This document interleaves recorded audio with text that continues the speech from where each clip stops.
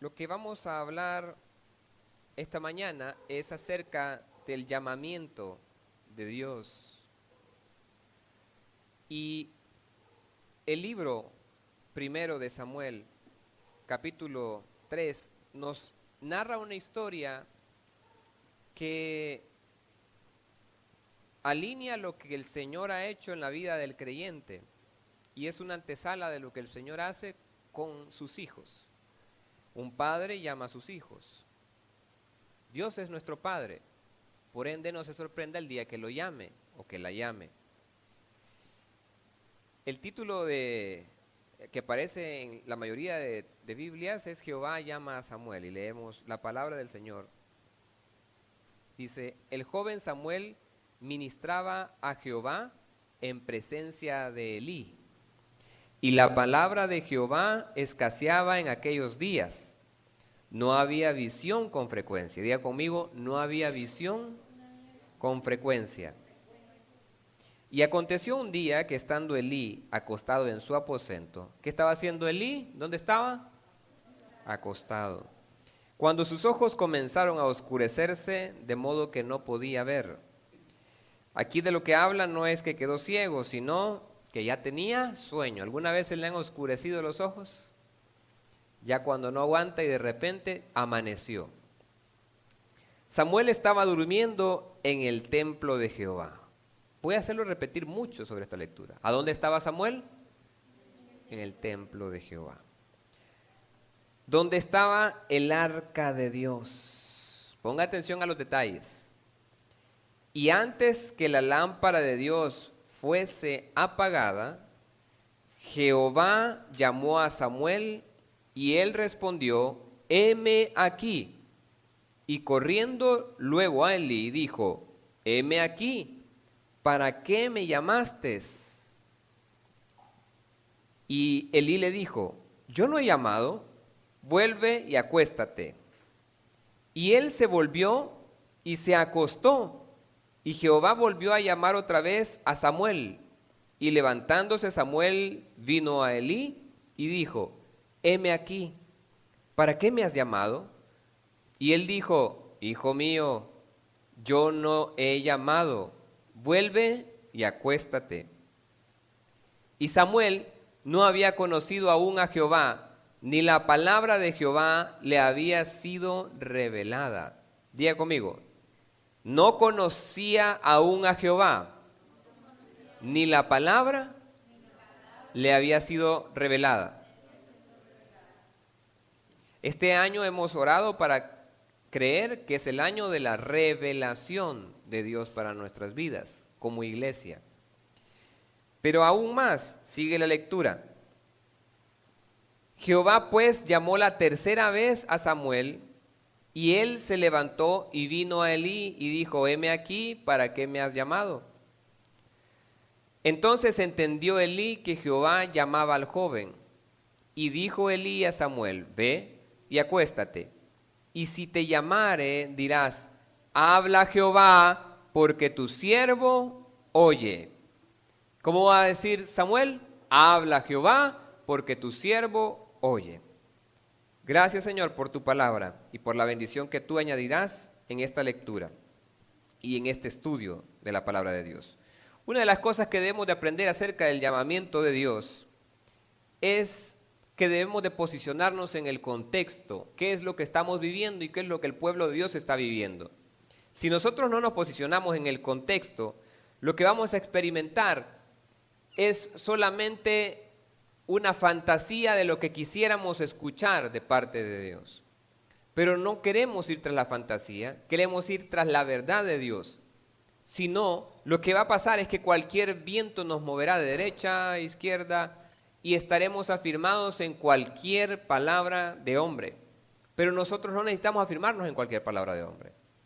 Ojo, para Samuel era lo más cercano a la voluntad de Dios, era la voz de Elí. Por eso, los pastores, líderes, discipuladores, supervisores de zona en algunas comunidades cristianas deben de tener tal relación con el Padre que para los que asisten a sus congregaciones o quienes están bajo su liderazgo puedan encontrar en ellos una semejanza a la voz de Dios. Es decir, la responsabilidad que hay detrás de un discipulador, de un líder o de un pastor es reflejar la semejanza de la voz de Dios. Por eso es un tema delicado el liderazgo e importante. El pastorear no es solamente un título, se trata de ser parecido a la voz de Dios. Permitir que el Espíritu Santo hable. Aunque Dios es personal y puede hablarnos a cada uno, muchas veces tendremos cerca a personas que reflejarán la voluntad del Padre. Serán ese consejo oportuno. Debemos de reconocer eso, que hay un llamamiento de parte de Dios, pero que por ende ese llamamiento incluye personas que quieren que nos vaya bien. Aún con las acciones tal vez que no esperamos, la motivación de un pastor alineado a la voluntad del Padre es que te vaya bien. Amado, yo deseo que seas prosperado en todo. Diga conmigo, en todo. Así como prospera tu alma. No solo se trata de una prosperidad material, que dicho sea de paso, no está nada mal. El punto es que no sea ese nuestro centro, sino que el centro sea que surja de adentro hacia afuera, del alma hacia afuera. Porque al fin y al cabo, la salvación es para las almas, ¿no? Y esto es lo que buscamos. En el contexto, lo que acontecía ahí y lo que leímos es que la palabra de Jehová escaseaba en aquellos días. No había visión con frecuencia, dice la palabra. ¿Por qué? Porque los cielos estaban cerrados debido a la incredulidad e injusticia del pueblo de Dios. Y esto es muy relevante para nosotros porque muchas veces vivimos cielos espirituales cerrados a causa de lo que hemos decidido nosotros mismos para nuestras vidas, de lo que está pasando dentro de nosotros que queremos tapar, que queremos ocultar, pero que al fin y al cabo es solamente una mano en el grifo que cierra la llave para que surja la bendición. En este mismo libro, en el primer libro de Samuel, capítulo 2, versículo 12, nos narra el por qué escaseaba en aquellos tiempos la palabra de Jehová. Nos dice la palabra de Dios en el primer libro de Samuel 2:12. Los hijos de Elí eran hombres impíos y no tenían conocimiento de Jehová. Ojo, Elí había criado hijos que no conocían a Jehová. Y era costumbre de los sacerdotes con el pueblo que cuando alguno ofrecía sacrificio, venía el criado del sacerdote mientras se cocía la carne, trayendo en su mano un garfio de 3 dientes, y lo metía en el perol, en la olla, en el caldero o en la marmita.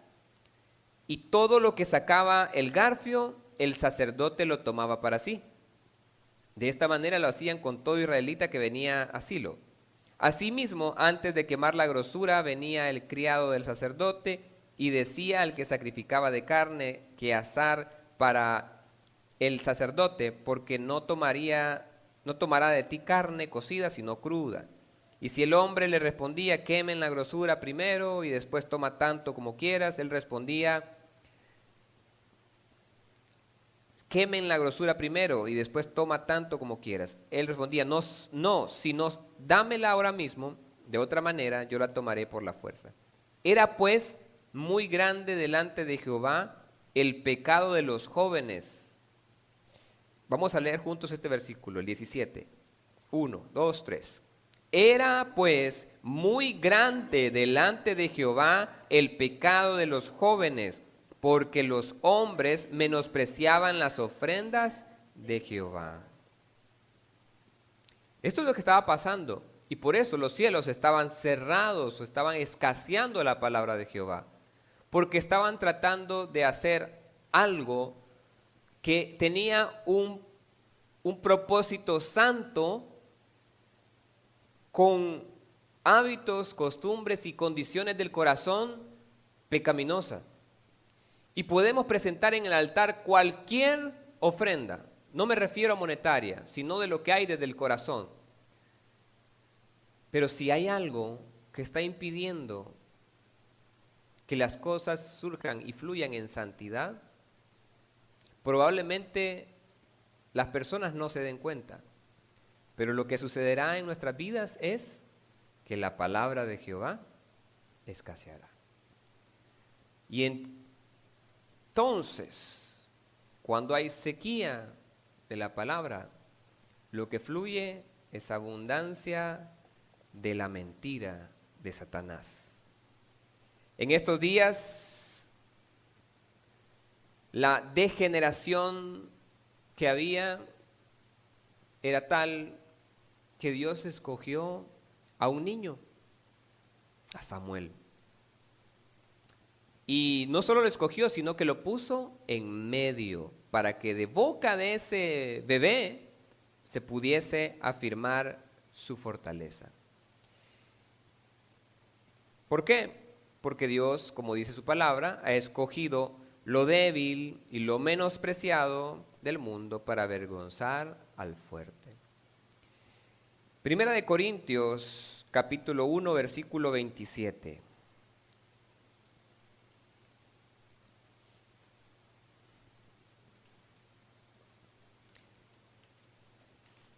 Primera de Corintios 1, 27. Dice la palabra del Señor: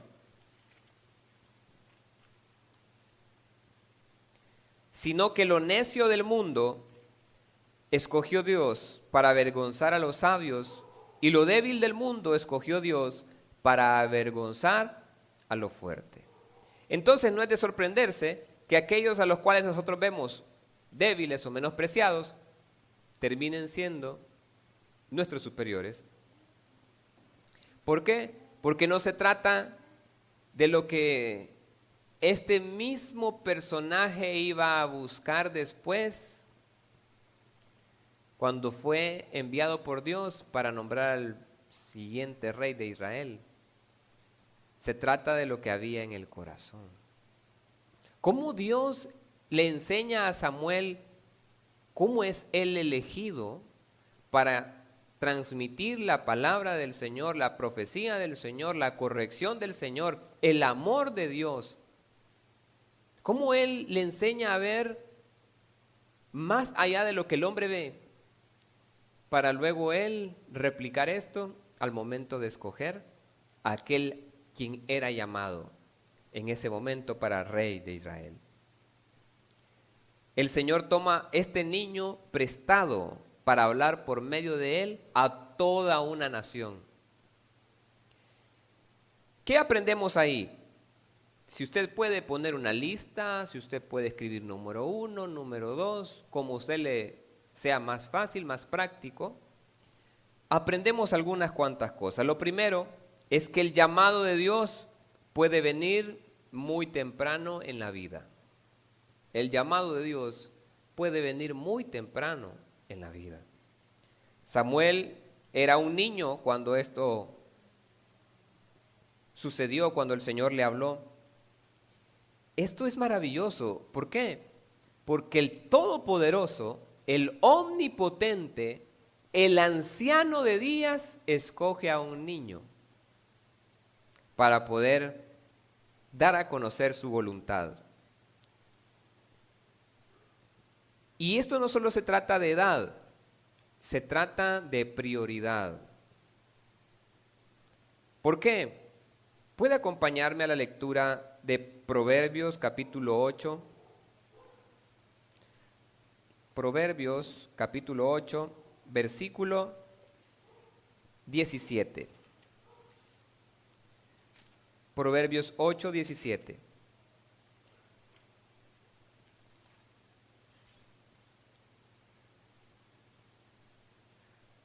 Yo amo a los que me aman, y me hallan los que temprano me buscan. no solamente habla de la hora del día, se trata de en qué momento lo estamos buscando. Tal vez para algunos dirán, no, yo ya tengo muchos años, ya para mí temprano es tarde. No, temprano es antes de que usted y yo pasemos a la presencia del Señor. Antes de que usted y yo nos despidamos de este cuerpo, todavía es temprano. Todavía es temprano. Si es cuando niño, pues mejor. Pero si ya usted es un adulto, si usted ya es un joven o una joven, el objetivo sería no cierre el cielo de bendiciones a su favor a causa de un pecado no confesado. Temprano lo busca, temprano lo toma como prioridad. Esto le dará a usted como resultado que Él va a expresar su amor sobre su vida. Isaías capítulo 57, versículo 15. Isaías 57, 15.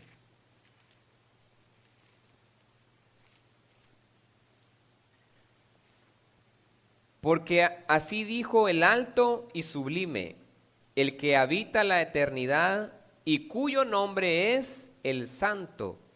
Yo habito en la altura y la santidad, y con el quebrantado y humilde de espíritu, para hacer vivir el espíritu de los humildes y para vivificar el corazón de los quebrantados.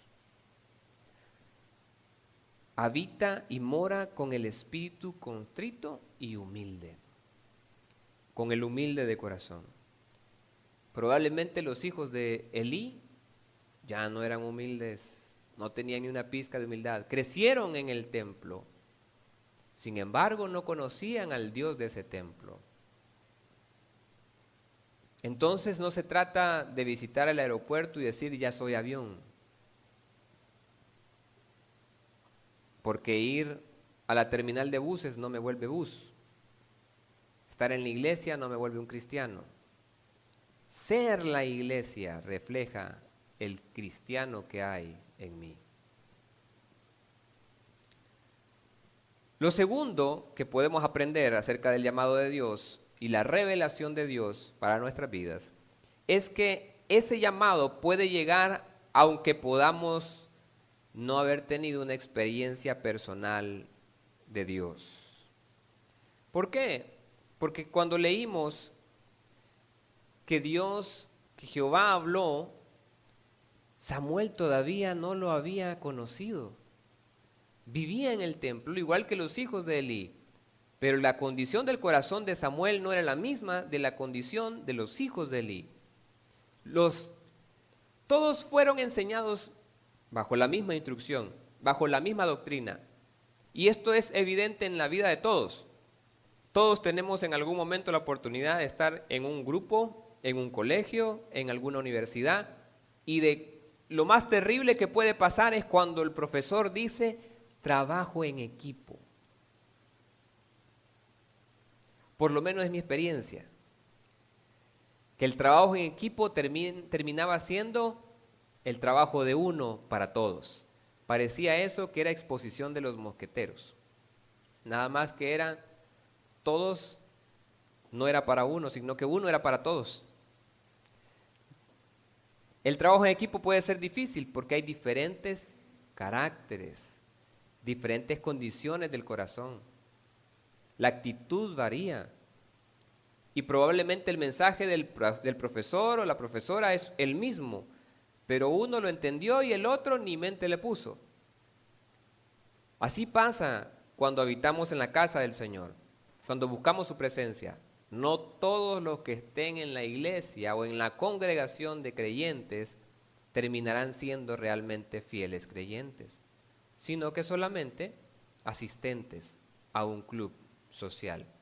Y eso es lo que no buscamos. Necesitamos ser creyentes que hacen iglesia. Samuel no había conocido aún a Jehová, él creía en él, pero hasta ese momento no había tenido tratos personales con él. pero su vida iba a cambiar a partir de eso. Porque para él, aunque la existencia de Dios era reconocida, la palabra no le había sido revelada. Pongámonos en el contexto. Dios le habla a Samuel. ¿Qué episodios son semejantes a este? Dios hablando a Adán y a Eva. Dios hablando a Caín. Dios hablando a Abraham. Dios hablando a Moisés. Dios ahora hablando, ese mismo Dios, hablando a Samuel, un niño. Qué increíble es que el Creador le estaba hablando, pero no tenía la revelación de que era el Creador. Muchas veces Dios nos habla, pero no tenemos la revelación. Hay algo dentro de nosotros que nos dice, soy Dios, atendeme por favor. ¿Ya ha estado usted con el teléfono queriendo que le contesten del otro lado y no le contestan? Llamada perdida 1, llamada perdida 2, llamada perdida 3, llamada perdida 8, buzón de voz 7 y no contestan. Y era para algo importante que tenía que resolverse en el momento. Allá a las 2 horas le devuelven la llamada y le preguntan, ¿me llamaste? Así pasa la relación de Dios con nosotros. Hijo, por ahí no, eso no te conviene. No, eso no, hija, eso no. Está haciendo calor. No hagas eso, no, por favor, no. Decilo, hacelo, pero por ahí no. ¿Y qué pasó? No atendimos ese llamado porque no teníamos la revelación. Y después, ¿por qué? Señor, ¿por qué no me hablas? Que se le acabó el saldo al Señor. No, solamente no tuvimos la revelación. Y no tener la revelación es a causa de no ser instruido debidamente y no dejarse instruir. Recuerde lo que pasaba. Dios llama a Samuel y Samuel acude a Elí 3 veces hasta que Elí lo instruye. Pregunto, si Elí era esa autoridad de Dios, ¿por qué no discernió que era Jehová que estaba hablando a Samuel? Porque ya Elí estaba anestesiado espiritualmente también. Elí había permitido que la corrupción llegara a la casa del Señor, a lo que él debía defender y proclamar. Y ahora no identificaba porque no tenía la revelación. Y después dijo, espérate, puede ser Jehová. Samuel, vení, si te habla, decíleme aquí, es Jehová, ¿oíste? Necesitamos revelación. Y revelación no es que yo venga, te ponga una mano, y no estoy en contra de las formas. Solamente te quiero aclarar que no es una doctrina, que no es la condición sí o sí. Pero no es que yo venga, te ponga una mano en la cabeza y te diga, sí dice el Señor. Porque probablemente lo que te voy a transmitir yo, mi condición, es mi buen deseo hacia vos. Y te puedo distorsionar lo que el Señor quiere hablar.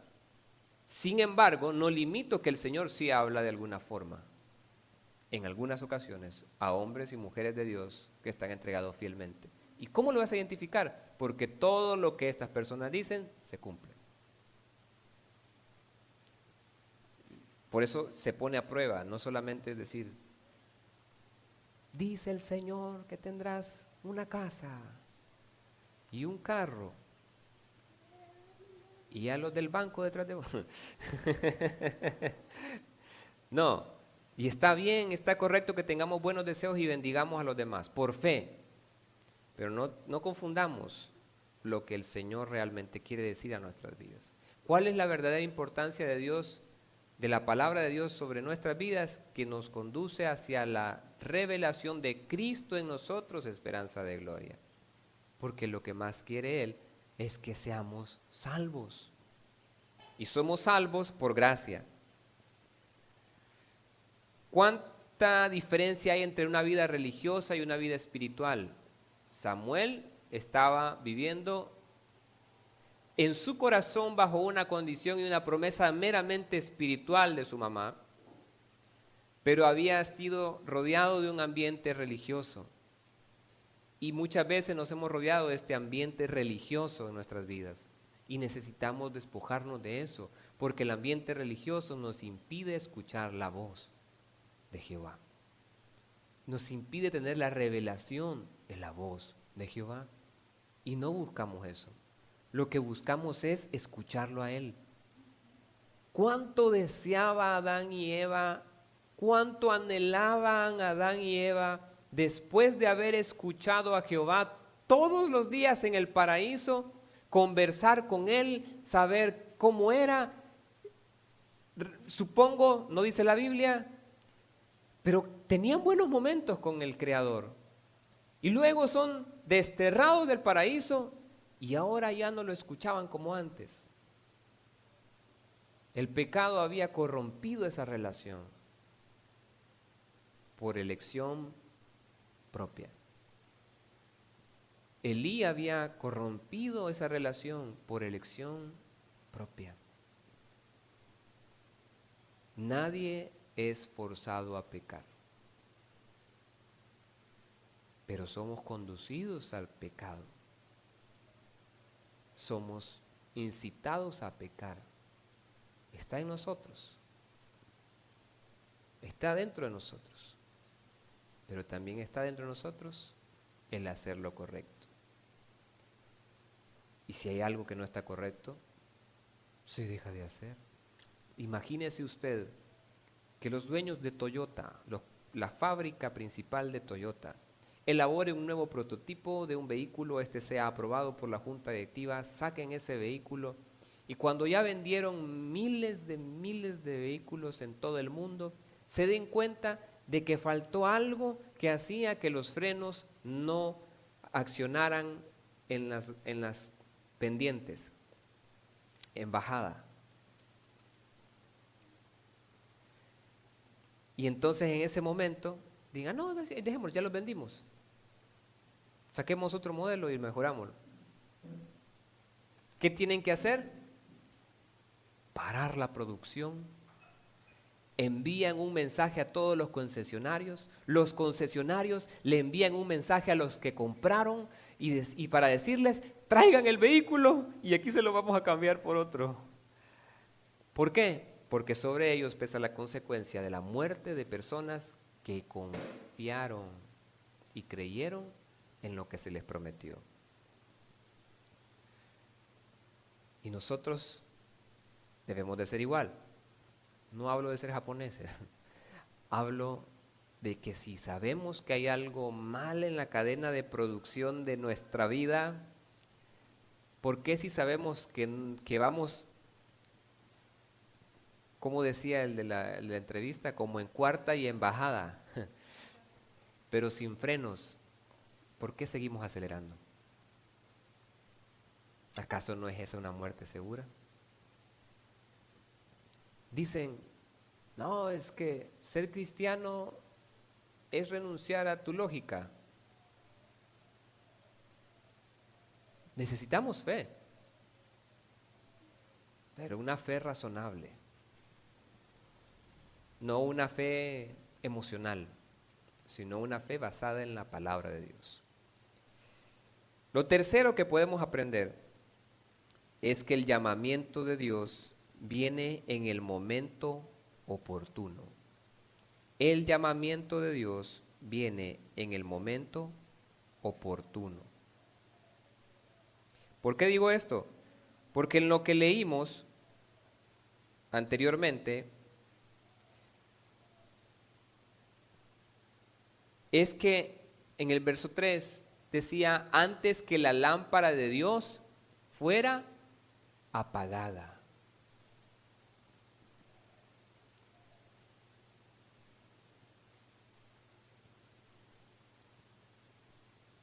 Hay algo muy deprimente, hay algo muy triste en la idea misma de concebir de que la lámpara de Dios sea apagada. Nosotros no debemos permitir que esa lámpara se apague. Somos esa generación de creyentes que debemos de ser como el ejemplo de la predicación pasada. Cuando se va la luz y usted solamente tiene una vela o candela o no sé cómo le digan en su lugar, y le pone la mano para que el viento no se la apague. ¿Sabe? Usted es como esa luz. No permita que el mundo la apague. No permita que el pecado la apague. Mantenga su llama encendida. Antes de que ésta se fuera a apagar, Dios le habló. ¿Qué es lo que representa? Dios diciéndole al hombre, yo voy a mantener esa pasión encendida. Para algunos pudiese parecer que ya se acabó todo. Pero mientras esa luz siga ahí, todavía hay esperanza. Cristo es nuestra esperanza. Él es la provisión de Dios para la consecuencia y la paga del pecado en nuestras vidas. Para este momento, nosotros debemos de reflexionar, ¿cómo está la lámpara de Dios en nuestras vidas? ¿Recuerda usted la parábola de las 10 vírgenes? Algunas se les acabó el aceite, incrédulas. No creían que fuera a pasar, no se prepararon, pero otras fueron prudentes y mantuvieron su lámpara encendida. No permita que se le acabe el aceite. No permita que la llama se apague. ¿Acaso no había la oportunidad de ver cómo el candelero o el candelabro estaba ardiendo continuamente? Ese candelabro no se apagaba. Pero esto lo que revela es que antes de que la lámpara se apagara, significa antes de que la consecuencia de un mal sacerdocio hiciera un desastre en una nación entera, viene la sugerencia de Dios. Te voy a dar mi gracia. Te voy a dar mi favor. Voy a poner a alguien que revele lo que realmente es mi voluntad. En el momento de nuestro pecado tenemos la sugerencia de Dios. Necesitamos atender esa sugerencia. ¿Cómo va esa lámpara de Dios en nuestros corazones? ¿Realmente está muriendo nuestro testimonio por falta de un aceite renovado? Necesitamos renovar ese aceite. Lo cuarto que podemos aprender es que el llamamiento de Dios puede venir de una manera muy natural. El llamamiento de Dios puede venir de una manera muy natural. Jehová llamó a Samuel y él respondió a Elí corriendo y diciendo, heme aquí, ¿para qué me llamas? ¿Por qué? ¿Por qué Samuel corrió a donde Elí? ¿De qué habla esto? Dios se presentó de la forma más natural a Samuel. Lo hizo con una voz humana. ¿Se imaginan ustedes que hubiese sido una voz como nos han enseñado en las películas de ultratumba? Samuel. Samuel se asusta. Le da un infarto ahí. Pero no, era tan semejante a la voz de Elí. Muchas veces Dios nos va a hablar de la forma más sencilla y nosotros buscando los métodos más complicados. Miren, las disciplinas espirituales como el ayuno y la oración no es para forzar a Dios a que nos hable. Dios todo el tiempo nos habla. Tiene que ver con nosotros disciplinándonos para poder ser receptivos y para poder discernir y tener la revelación de su palabra que ya fue dicha. Pero si ni siquiera eso nos motivamos, ¿cómo realmente es nuestra condición? ¿Qué es lo que realmente estamos buscando? Necesitamos avanzar en esto, porque si no seremos como Elí y sus hijos, cuando Dios está clamando por Samuel. Dios está buscando a Samuel que se levanten en medio de una perversión de esta generación de los últimos tiempos para que hable la verdad, para que traiga luz aún en medio de la corrupción, en medio del pecado. Pero si los que son luz viven pecando, es una luz negra o ultravioleta. Solo funcionan con la luz apagada. Nosotros debemos brillar en medio de la oscuridad. Brillar de tal manera que no dependamos de las tinieblas, sino que las tinieblas huyan cuando nosotros llegamos. Somos portadores de gloria, no de tinieblas. ¿Cómo debe ser el ambiente cuando el mismo Satanás transita? Debe ser oscuro, ténebre. Ya lo hemos vivido. De alguna forma lo hemos experimentado. Satanás no es omnipresente.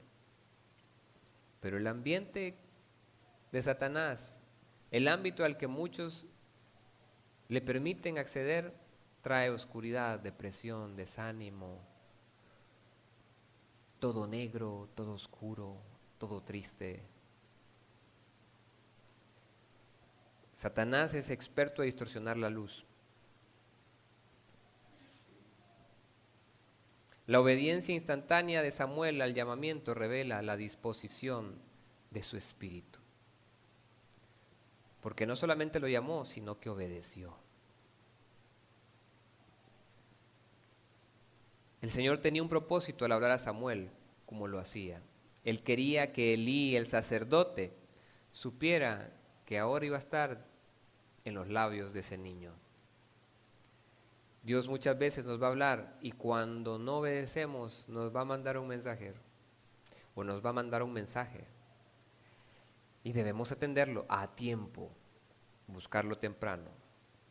Lo quinto que podemos aprender es que el llamamiento de Dios demanda una respuesta a Dios. El llamamiento de Dios demanda una respuesta a Dios. ¿Qué le dijo Samuel a Jehová? Diga conmigo, habla. Una vez más, habla, porque tu siervo oye. ¿Qué debemos de hacer con el Señor? Habla, que tu siervo oye. Muchas ocasiones han pasado en mi vida en las cuales tal vez no escucho una voz como la que Samuel escuchó de forma natural, pero hay un momento en el que voy en un viaje largo y el carro se descompone. Y después, milagrosamente, empieza a funcionar. ¿Qué sucede en ese momento? Habla, que tu siervo oye. Tenías que llegar a algún lugar a tal momento, saliste temprano, pero el bus se quedó, agarraste otro bus, ese también se quedó. Te fuiste en un taxi y el taxi agarró otras 2 personas y se fue por otro lado. Llegaste al punto y estaban reparando la calle, así que tuviste que dar una gran vuelta. Habla, que tu siervo oye. ¿Qué es, Señor, lo que debo aprender de esto? Señor, llegué tarde y yo me levanté temprano y te creí, Señor. Si supieras que te ibas a matar en ese bus, supieras que te iban a asaltar o que ese trabajo era un trabajo ficticio, que iban a hacerte daño, o que llegaste tarde justo para encontrarte no con el entrevistador, sino con el dueño del negocio. Habla que tu siervo oye. Elí no podía dar a Samuel una respuesta al llamamiento de Dios. No fue otra explicación la que le dio Elí. Solamente anda y que el Señor te hable. Lo ideal era Dios hablando a Elí y transmitiéndole Elí el mensaje a su discípulo. Pero era tal la corrupción en el corazón de Elí que tuvo que hablar directamente con el discípulo. La pregunta es, ya no estamos en ese proceso, pero ¿Dios le está hablando a su vida? ¿Cuándo fue la última vez que Dios habló a su vida? Y si todavía no puede identificarlo, estamos a tiempo. Si lo busca temprano, Él le va a mostrar su amor. Los llamados de Dios tienen que ver con la cuestión más importante, como lo he dicho, la salvación. Cada una de las personas que se apartan de Dios tienen que volver a Dios. Dios poderoso, que había hablado con Samuel, sigue hablando hoy. Lo siguiente que podemos aprender, creo que es el punto 6, es que el llamamiento puede involucrar un testimonio penoso. El llamamiento puede involucrar un testimonio penoso. ¿Por qué? Porque Samuel tenía miedo de descubrir la visión a Elí. Porque era un mensaje humillante. Era solemne, pero humillante, el que había recibido para Elí. Porque Elí y su casa iban a ser desechados a un lado como indignos del sacerdocio. Dios ya los había desechado. Pero la verdad tenía que ser comunicada y se había ya cumplido el proceso que Dios quería hacer en la vida de Elí y sus hijos. Hay personas que dicen que si profetizan cosas muy suaves no les van a poner atención y si profetizan cosas muy fuertes se pueden ofender. Pero aquí no se trata de lo que yo quiero decir, sino de lo que Dios quiere decir. Porque el Señor va a cumplir todo su propósito. Lo séptimo que podemos aprender es que el llamamiento de Dios asegura la comunión y la victoria. Porque Jehová estaba con Samuel y no dejó caer a tierra ninguna de las palabras que le había compartido. Él nunca nos manda a la guerra a nuestras propias expensas, siempre nos provee. Cuando la palabra de Dios es traída a nuestros corazones por el poder del Espíritu Santo, es entonces que empieza a cumplir ese propósito maravilloso en nuestra propia experiencia, una experiencia personal. La presencia de Dios con nosotros en la predicación de su palabra, en el evangelismo, en las actividades, es la garantía de que Él cumplirá todo lo que ha prometido. Si no se cumple lo que dijo, ni acontece, entonces es palabra que Jehová no ha hablado. La palabra no era de Samuel, sino del Señor. La palabra no era del hombre, sino provista por el Creador. Porque lo que el Señor habla nunca retorna vacío. El secreto del éxito en la obra del Señor siempre está y tiene como eje principal hacer la voluntad de Dios. Hacer lo que Él diga que debemos hacer. Juan capítulo 2, versículo 5.